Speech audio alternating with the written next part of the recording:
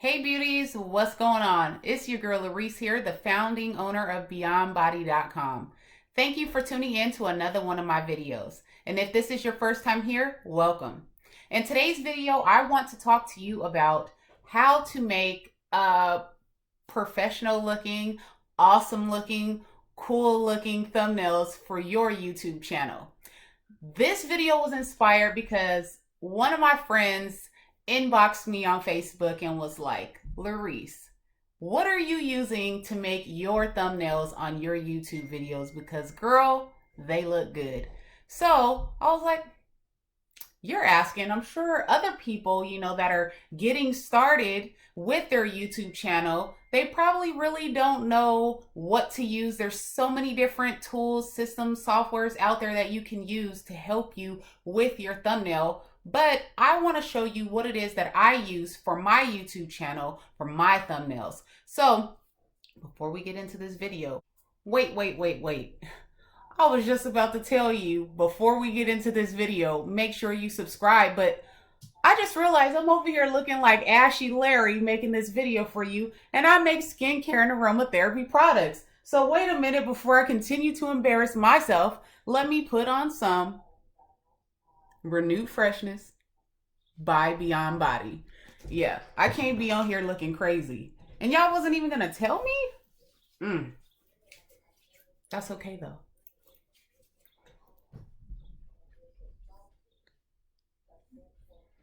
All right, guys. Okay. That's better. That's better. So, before we get into this video, make sure you hit that subscribe button. Make sure you like and share this video out, because I'm sure you are not the only one that needs to learn how to make a cool, awesome, professional looking thumbnail for your YouTube videos. And make sure you hit that bell notification so every time I upload a new video, you will be notified. So now let's get into the video. Oh, sunshine, you are my sunshine. Let it in, let it in. Oh. Okay, so here I am in canva.com. And so these right here, as you can see, it says your designs. I try to keep all my designs organized, but like I said, I try to. Sometimes I don't get it correct all the time, but I don't like to enter in the measurements every time, but you can make it simpler, and then you can just type in YouTube, let me see, thumbnail right here, and it automatically has the dimensions for you. But I just save mine so I can just come back anytime. So as you can see right here, it says YouTube thumbnails. So these are my previous thumbnails that I've made, and I just go right there to that section and they all pop up. So as you can see, here are some of my thumbnails that I have created for my previous YouTube videos. And as you can see here, like, sometimes the thought doesn't come to me right away. So here we go, add page. So rule of thumb, like if you already have a color theme for your channel, it's always nice to try to keep up with the color theme instead of switching up the colors, just random colors every time you make a YouTube video. So my color themes are black and gold, black, gold, and white. So for this thumbnail that I'm about to create, it's going to be specifically for this video that you are watching right now. So I can take off the gold for right now because I'm not looking for colors, but let's look for a nail tack, not under templates. We're gonna go to elements, nail tack. Don't even know if that's the right word, but it starts with an idea. And we're going to use, ooh, I wish, let me see, I like this. This is what I was looking for, but I just want one. So let's see. Oh yes, I'll take this one. Oh, let's try the red one. So I want this one. And then I want Canva logo. Let's see if they have that.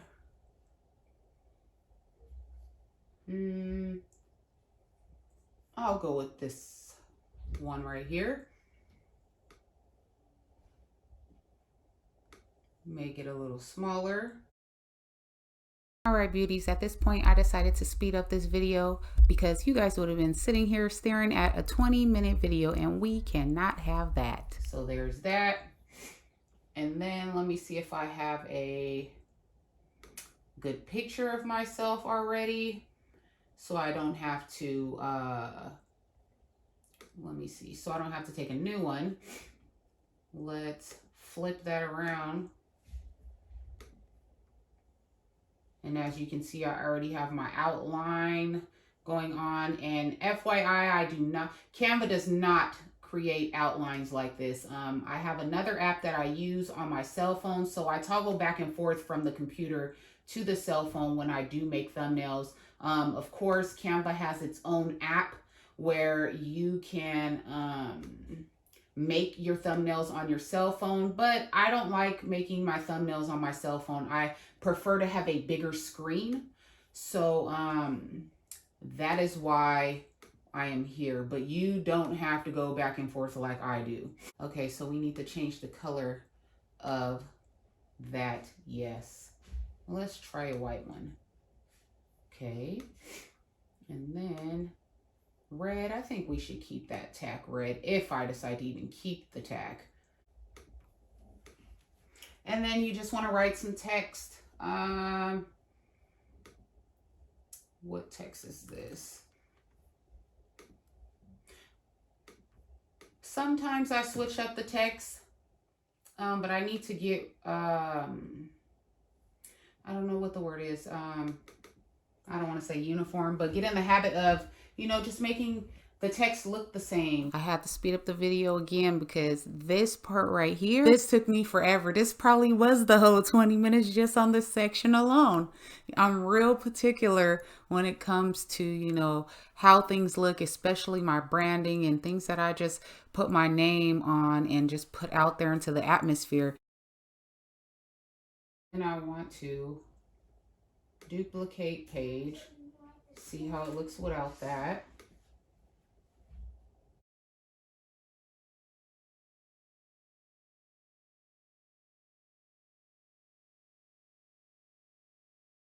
So I think I'm going to go with this one, page number 23, and then I just go to download, number 23, boom, download, and I'm done.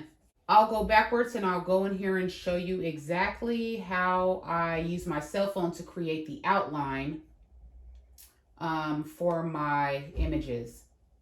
We are on my cell phone now, and the app that I use to do my outlining of my images is called ImposeX.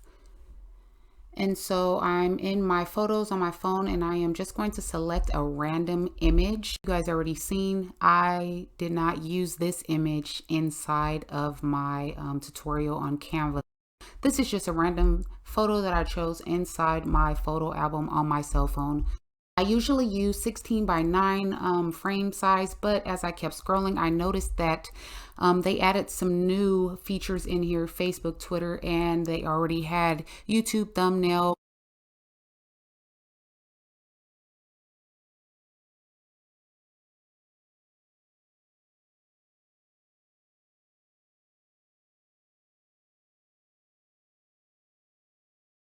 So as you can see, I'm just taking out the background, removing the background so it is just my face.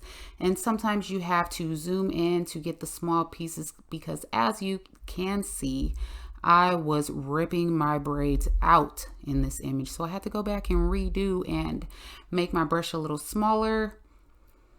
And so you want to get into the crevices and get all the little spaces out if need be. But FYI, when you go in and to do your outlining, you want to save those little nooks and crannies, those small little spaces for after you do the outline, because as you can see, there's a little bit of red spots in between my braids and I did not want to do that. And as you can see, I am erasing that extra spot that I seen was there, and now I am done.